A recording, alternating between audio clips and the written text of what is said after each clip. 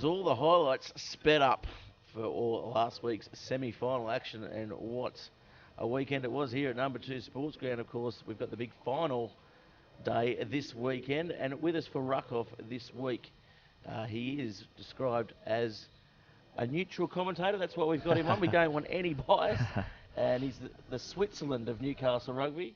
And by the looks of it, he's wearing the Swiss flag today. Indeed, mate. Your budget's awfully short. You got me on 2 weeks in a row. You must be running out of money. Can't afford the good help. But, yeah, mate, looking forward to this weekend. Should be a belter. Obviously, a replay of the minor semi-final a couple of weeks ago. I think both teams would have taken a bit of confidence, and, well, in particular, Southern Beaches would have taken a bit of confidence out of that, whereas Wanderers, you think, might have learnt a thing or two that they have to adjust. So, yeah, some big games coming up right through the grades. It's going to be a spectacular day. Hopefully the weather...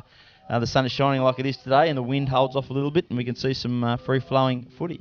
Yeah, definitely. We'll go to the first game on the weekend, just go through that a little bit. Southern Beaches looked out of it, looked into it, and then Hamilton, congratulations to them. They've had a great season getting through the grand final. Yeah, they're a machine, well-oiled machine, aren't they?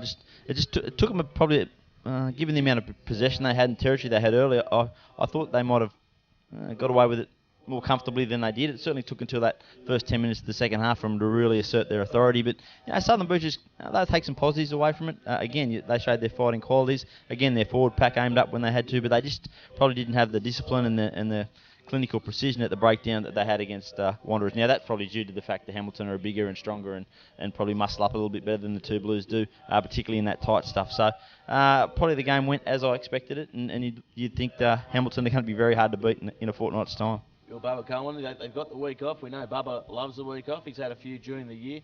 What do you think they're going to be doing throughout the season, throughout the weekend? That they obviously come to the games with great intent and interest. Do you think they'll have a training run? Do you think they'll go absolutely. I was speaking to him after the win last week. They had a few injuries and a few niggles, and they couldn't really train at the intensity they liked to leading into the major semi-final. So he was sort of, I won't say he was hoping, but he thought if their second grade had got beat in the minor semi, it mightn't have been a bad thing because they would have been able to bash each other basically. But the fact that they're playing again tomorrow means they might have had to have been a little bit less on the contact, but he'll work them hard. He would have done all the hard work this week, and they'll taper off next week and do most of the game stuff. He would have put videos together. He would have had the drone camera up. He doesn't leave any inch left to spare Bubba Coleman, so they'll be fit, they'll be firing. There's no injury concerns. I wouldn't be surprised maybe if we see a Sorello Banivalo maybe warm up. He's got a busted finger, but I'd be very surprised if Harry Veach gets through, given the I don't know about Harry Veach, but I certainly think Sorello Banivalo. My mail is that he'll be playing on grand final day. Well, certainly he gives him a bit of strike power, doesn't he? Great to see him and depending who gets through, of course, if Tim Marsh gets through, it'll be the two quickest blokes in the union, I reckon. They're having a half-time race here today indeed. on grand final day, thanks to NIB here in this Rams Premiership. It should be interesting.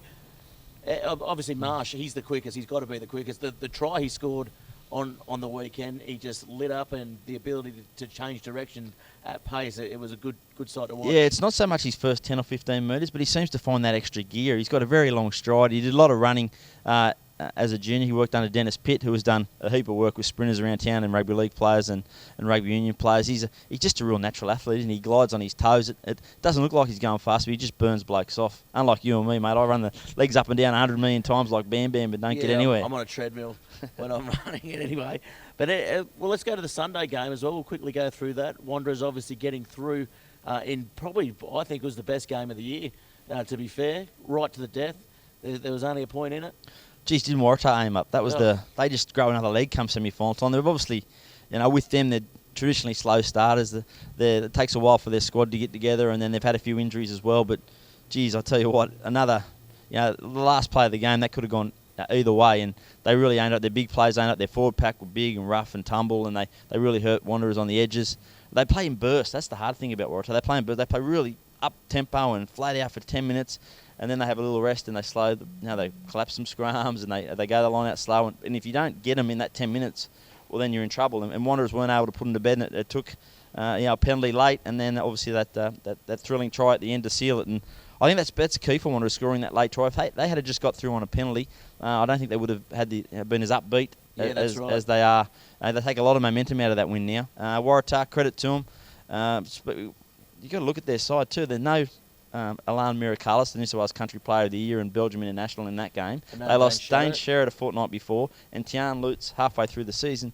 Geez, you've got to wonder what damage they could have done if they had all those three going through. I don't know if all three of them would have been able to play with the side, to be fair. I guess with the player point system, it might have created a few management issues. I mean, rumour big, hot off the press as well. They've got apparently a professional player coming over from Italy, played NRC a couple of years ago, unnamed as yet. But watch that space for that, because apparently he is an absolute monster coming from South Africa. Well, mate, I'm worried about this week, let alone what happens in March. But yeah, there's no doubts. They have a good network and they are able to bring good players in. That's the key. If you bring someone in, they've got to add something to the competition. And you could certainly mount an argument, a very strong argument, I think, in a conclusive argument that Alan Miracalis has had a massive positive impact on this competition. More of him coming over would be fantastic. Yeah, for sure, definitely. And I guess from those games, obviously you wrote an article, Stu Pinkerton, the rep coach as well. A few of those players in Waratahs, they've missed selection over the last couple of years. Can you see some of those players maybe coming into the side? I think that comes down to them. If they want to be a part of it, Stuart Pinkerton will. He's a clean slate in terms of him. He wants to pick the best possible team. That's why he's getting the likes of Alan Gaffney, who's one of the best coaches ever produced in Australia and a great fella, involved. He's getting Tim Rapp involved. Nathan Gray's going to do a session for him. He's trying to increase the profile of it to get some of these guys interested. And with the program now, they don't have to be training for the rep team since January. It's a pretty sharp preparation, a month potentially.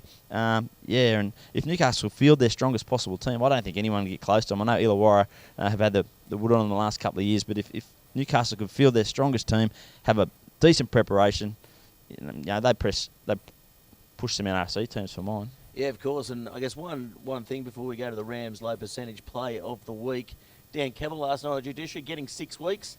Do you think too much or not enough? Well, too much is never enough. Yeah, well, it depends which way you look at it. I mean, there was no conclusive video evidence, so on that basis, the judiciary has to rely largely on the report of the referee.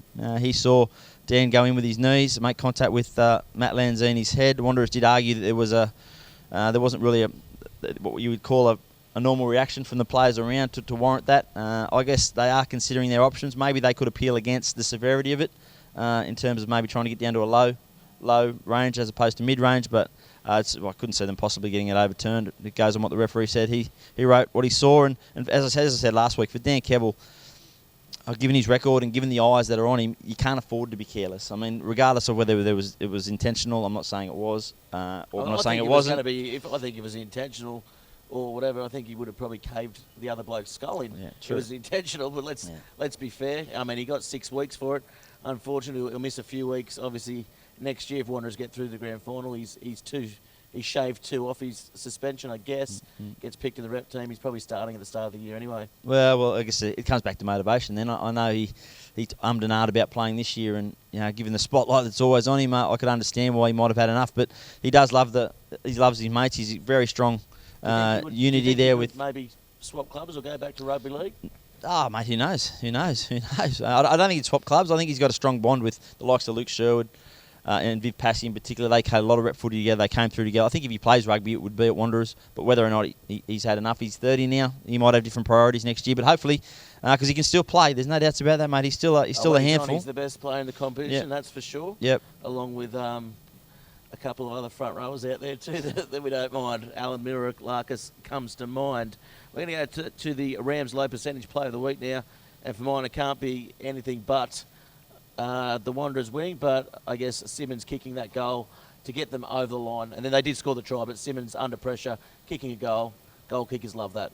Oh, indeed, and he's been fantastic here. His consistency, he's probably been the most improved Wanderers player in that. He's so consistent every week with his goal kicking and with his general play. He's one to watch in the preliminary final. Yeah, definitely, and he's done a great job. I believe at the start of the year they may have been chasing sort of Sam Bright or something like that to come across the Wanderers. But used to me, mate, but I'm not in the cocoon anymore. But in any case, he's done a great job, and I think he's the best. Him and Keelan are the best fly halves controlling their team around in the competition at the moment. Yeah, absolutely. No arguments from me. Yeah, very good. Well, here it is. Here's the match-winning goal. Hands in the ruck. The touch judge gets on his bike, and here they come. Here comes Rowney. It sits up for him. Rowney will get a try and seal the game. What a try! opening up the day. So the score not reflecting the game as the score ends up 41-33. Well, we're back here for Ruck Off at number 2 Sports Ground. Of course, gates open on the weekend at 10:30. Get down here. It's a great day down here. You got plenty of cheap food and great food. The barbecue's cooking. I've been nailing those I can sausages. recommend the sausage and onion sandwich for sure, mate. It's a staple. We've been absolutely nailing. And, of course, full-strength beer as well, which you can't go past. You can't get anywhere else in Newcastle at a sporting event. Mate, I'll be working, but I'd like to enjoy that maybe I'll be about 8 o'clock Saturday night. Who knows? I'll be working too, so I'm allowed to have a couple. In any case, we're going to go to the top better preview for this weekend. It's a one match only. It's the final. It's the knockout. It's to get into the big dance. Southern Beaches versus Wanderers. Of course, Southern Beaches probably come into this match as favourites now, I think.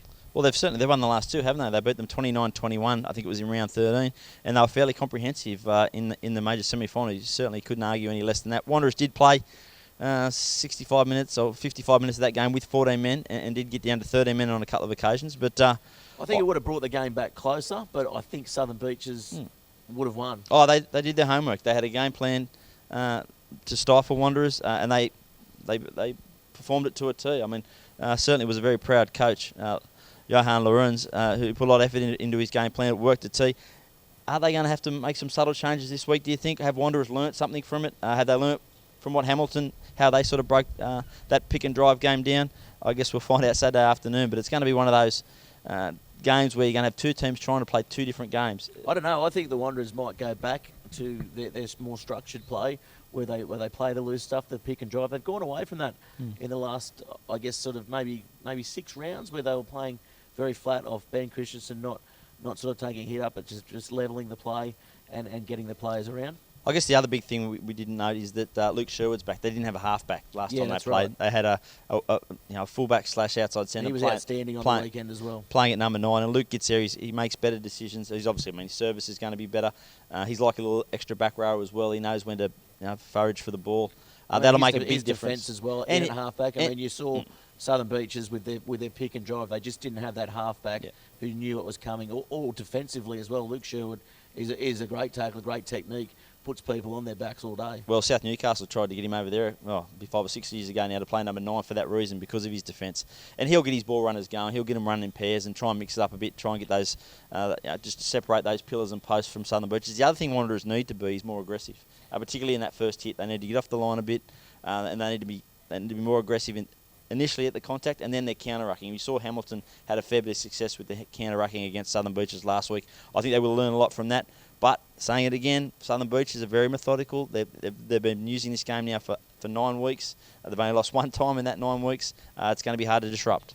Yeah, it certainly is. I guess Wanderers as well with a couple of injury clouds. Cal Groth out, Dan Kevel out. Martini has a question mark. He came off as well during last weekend's I understand game. He'll be right to go. But yeah, he's carrying an injury. Exactly, he's got a niggle, he's got a bump. He just didn't get into the game for mine last week. That was, in hindsight, I guess that was due to the injury he picked up. But you need to see him running those lines. You need to see him running at the 5'8", running at Hulls, and his defence the week before against Merriweather, that just got Wanderers on the front foot. If he can pull off a couple of those hits on a couple of those big men, maybe Wanderers can get some ascendancy. But again, the other thing we haven't even spoken about yet is Southern Beaches backline. Once they do get that far forward momentum, you got Adrian Delore out there sniping, just waiting for an opportunity. A quick tap, he's gone. As I've mentioned, Michael Delore, one of the favourites for the Anderson medal. And they've got some other pacey guys around him as well. Lockie Wade is probably in that category of Simmons as well. He's probably one of the most improved players in the competition this year. I mean, the lines he's running off Michael Delore and just slicing through the hole, he's pretty impressive at the moment. But I tell you who is the most impressive for this Southern Beaches side is the 2 second rowers, Poisi and Lanzini. They are the 2 guys that are getting the go forward. Big in defence. Lanzini, he scored a couple of tries coming up. He was a bit off. He was injured at the start of the year, but now I think he's got his fitness. Him and VAR certainly, and Poisi leading this pack around. Yeah, well, they take a bit of pressure off VAR, don't they? Because everyone has looked to Southern Beaches. They look to the number 8 to lead the way. If he starts going forward, then all of a sudden they all start going forward. Whereas now they got 4 or 5 different ball carriers. It's going to hurt you. Their props hit it up nice and strong. And if Wanderers get too focused on coming in and jamming in and trying to get the hits on there, well, that's when the smarts will come in, and Michael Delore will call the ball at the back, and Adrian will come in, and that's why they'll hurt him. So, it's not just a case of trying to belt them and match them physically. You have to be smart as well when you take on Southern Beaches. Yeah, certainly. How do you see it playing out? Oh, I think it'll probably go down to the wire. I think it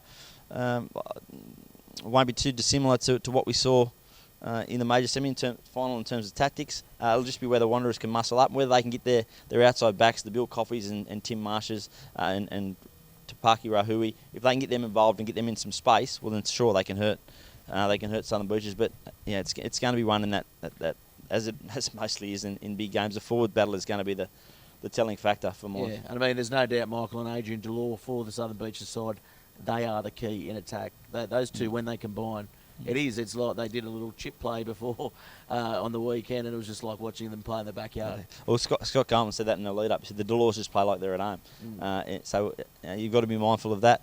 Jared Logan's going to be refereeing the match. It'll be interesting to see how he interprets the breakdown, whether he lets it flow a bit or whether they hammer it. They have been hammering the breakdown across the board. Interesting. We'll go back to the Saturday game.